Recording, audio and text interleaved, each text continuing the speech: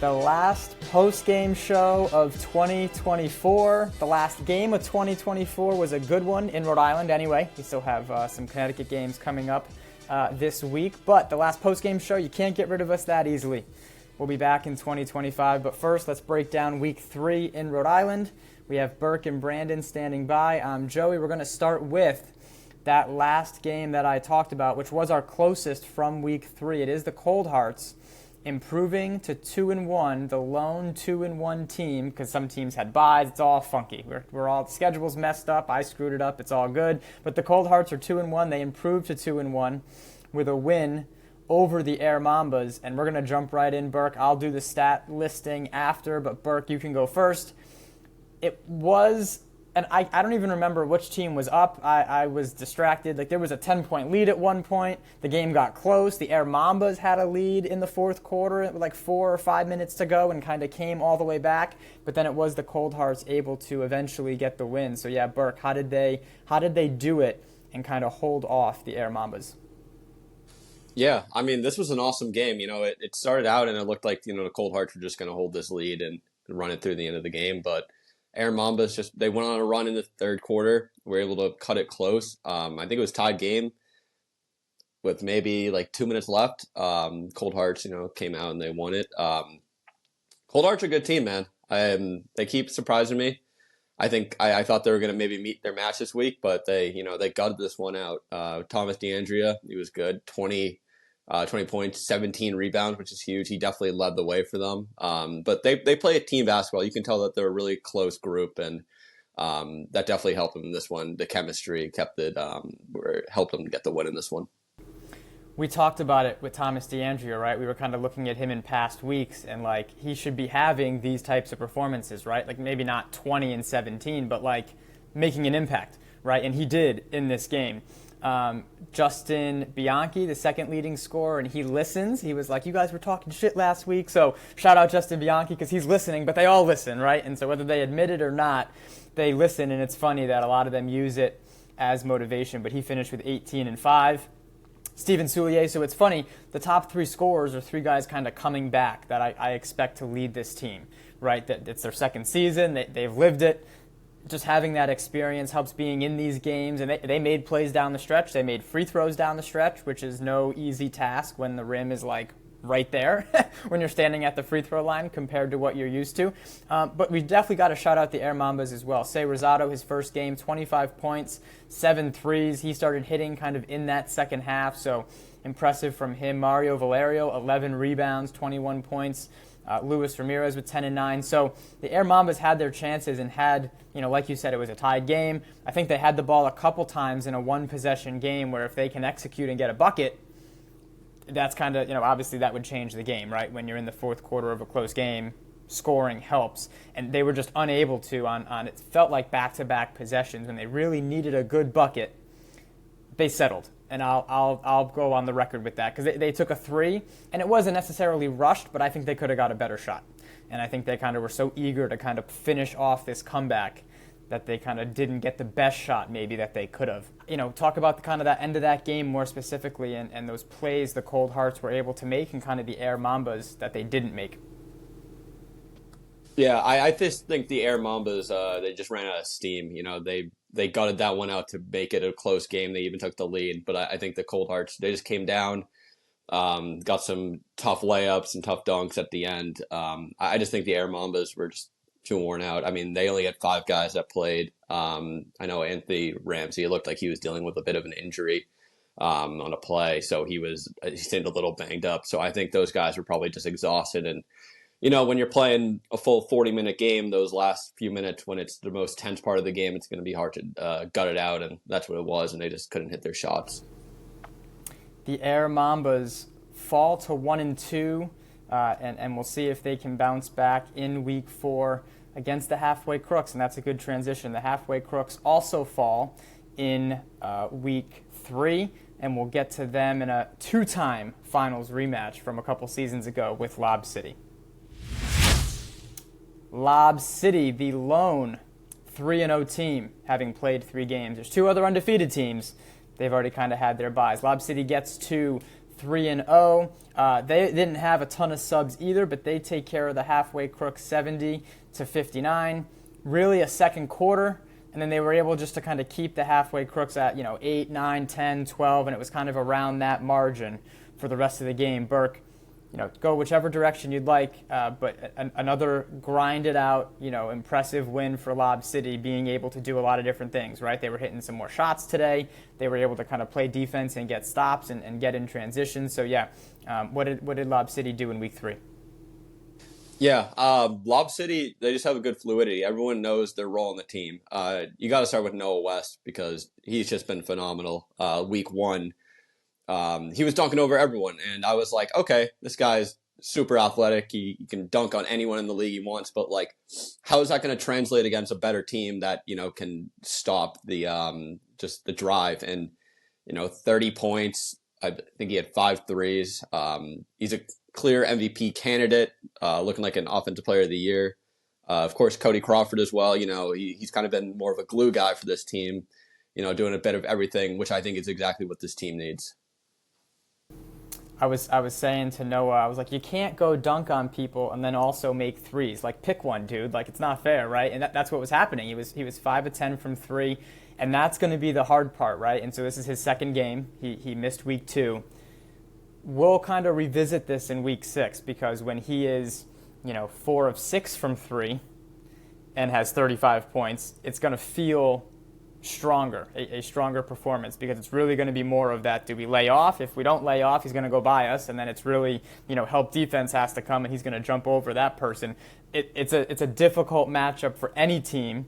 We'll see if some of the bigger teams, maybe the more physical teams, can pressure him a little bit with the ball, and that's going to be maybe your only hope, right? You're going to have to find a defender that's able to stay in front of him. Cody Crawford, you mentioned him. He was sure to remind us his 100th career win in the league. So, personally, but it's all been with Lob City. So shout out to him. One of the few players to have that for sure. I didn't do my homework, but I don't want to say the first, but definitely one of the few. 11 points for him.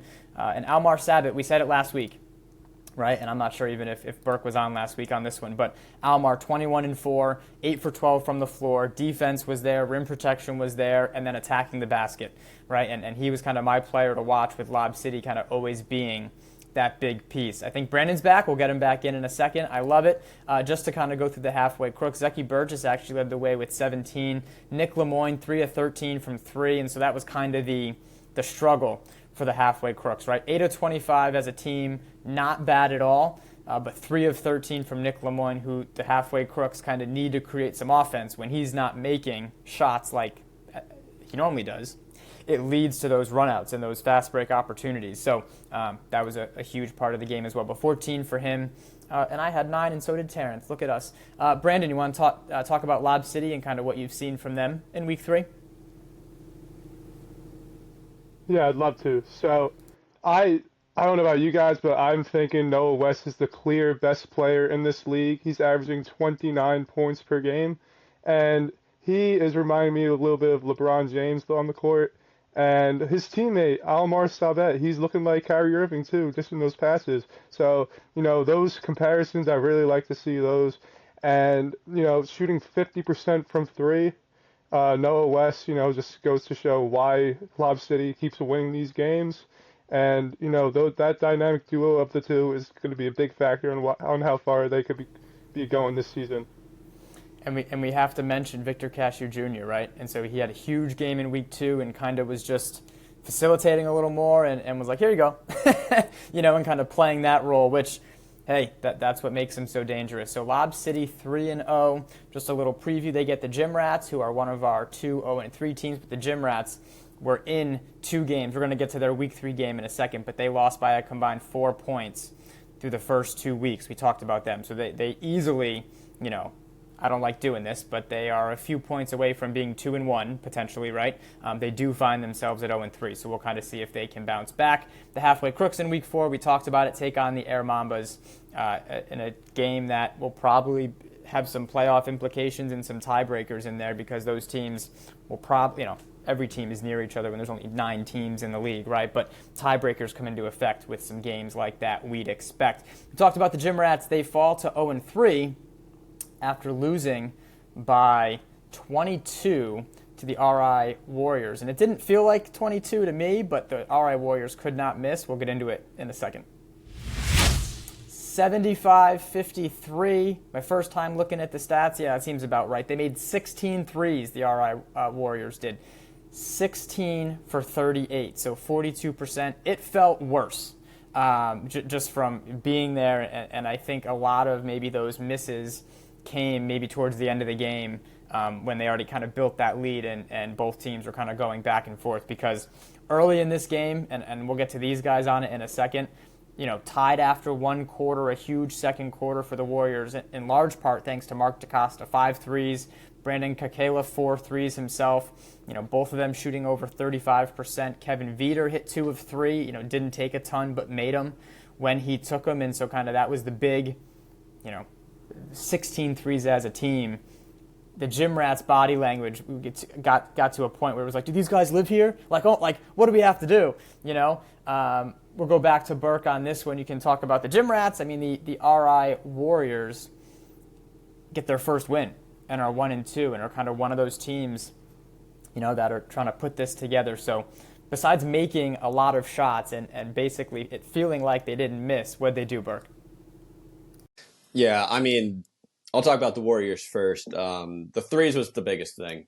That's elite shooting on elite volume. 42 threes that's a lot of threes, and to make that many, and a lot of those threes weren't like they were a couple steps off the line. So, how realistic is if they can keep up that pace is one thing. If they play a team that plays more physical on the ball. But I mean, if you're shooting that well from three, they're going to cause some teams some problems that become reliant on also shooting threes if they're making it at that clip. So. And for the Gym Rats, I know we talked about kind of some of the leading scorers for the RI Warriors. The Gym Rats, Brandon Whitman led the way with 22. Aiden Viveros, 9 and 12, so nearly a double-double for him. Cam Grilly, I praised him last week, and I was like, dude, let's go. And he was trying to get into it. 5 of 18 for him and 1 of 9, so just didn't have it in week 3. And, when that happens, then the other team is also not missing. That's a recipe for what we saw, right? And that would be an RI Warriors win. Brandon, the RI Warriors, what do you got? So the RI Warriors and the Gym Rats both had 2 complete opposite games. The RI Warriors shot 42% from 3, while the Gym Rats only shot 13. You're not going to be winning any games if you're shooting 13% from 3 in this league. That's just how it is, no matter what team you are. And overall on the season, the Gym Rats are shooting 30% from behind the arc, so that's not even good either. If this team wants to start winning games, they have to figure it out from 3. Yeah, and we talked about the Gym Rats, being so close in a lot of these games. They get Lob City in week 4, and so they'll have to kind of figure it out quickly, and hit some more shots, right? 3 of 22 for them in week 3 is not going to cut it against anybody, especially not Lob City. The RI Warriors get the Cold Hearts, who we just talked about, are 2-1. So both of those teams, imagine where we've been this season already with the RI Warriors and Cold Hearts. Both of those teams, and I'm not doing this, Justin Bianchi. I'm not picking, but both of those teams could come out of week 4 2-2, right? And both would have gotten there in different ways.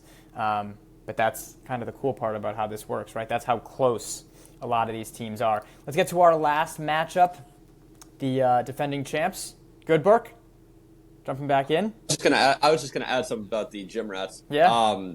I think they got to get their bigs more involved. I think they got to get Aiden Viveros and Antonio Martinez some more shots out there, because when Cam Grilly and Brandon Whitman are in the game, people know that those are their 2 main options. They're going to come down, they're going to shoot. But I think if they spread the ball a bit more, to especially their bigs, I think it's going to space out. That it's going to give the threes more space. I think it could do wonders for them. Opens everything up, that's for sure. Just like real basketball. Heck yeah. Let's get to the defending champs off a bye, taking care of the Muffin Tops. 144-41. The Road Dogs get the win. We can let Brandon jump in on this one and kind of even just touch on the Road Dogs first, and a dominating performance 5 players with at least 19 points. So you can give 2 or 3 sentences, Brandon, on this one, and then we'll kind of look ahead for both of these teams. I think is really the more important part of this conversation. But Brandon, quickly from week 3, what did talk about the Road Dogs and their that we talked about 5, 6 players scoring in double figures. Yeah, 7. Jesus, 7 players in double figures. Go ahead. I mean, when you score 144 total points, I mean, yeah, 7 players in double-digit points is definitely going to happen. Kevin Views, 30 points. Shaq Audrey, 28. Rashid Sanchez, 23. I can go on and on. This team was not missing from behind the arc, from the field at all, actually. I felt like every single time they drove down the court, it was, they were trying to be very fancy with it. Lots of dunks, lots of lobs. Very good defensive team that forces a lot of turnovers, and I think that's the recipe for success in this league. Great defense and, just very efficient from the field, and that's exactly why they won by 103. They improved to 2-0.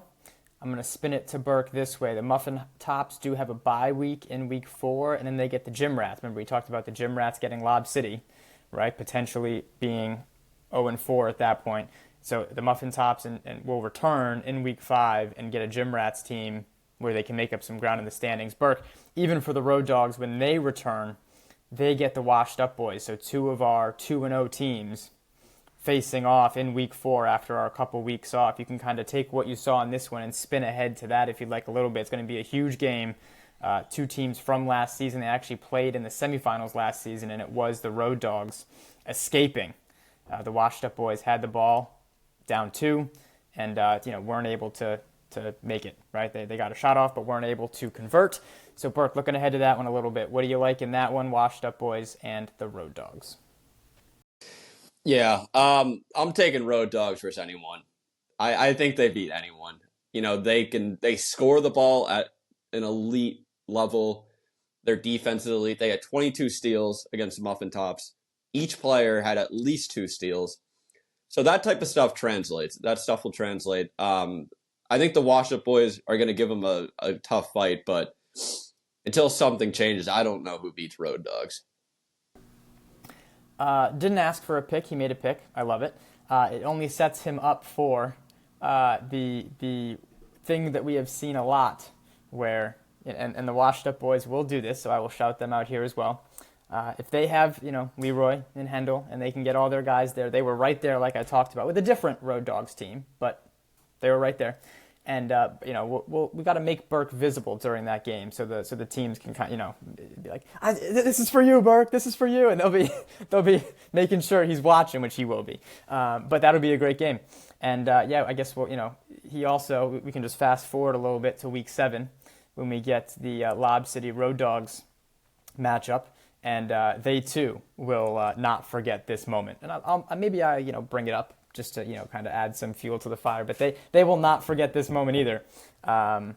Where Burke said he would pick the Road Dogs over anybody. Yeah, you want to go ahead. Hey, no disrespect to the Washed Up Boys. No disrespect. I've only seen Washed Up Boys once. I've seen Road Dogs twice. Road Dogs they just seem like the team to beat. I'm not betting against them.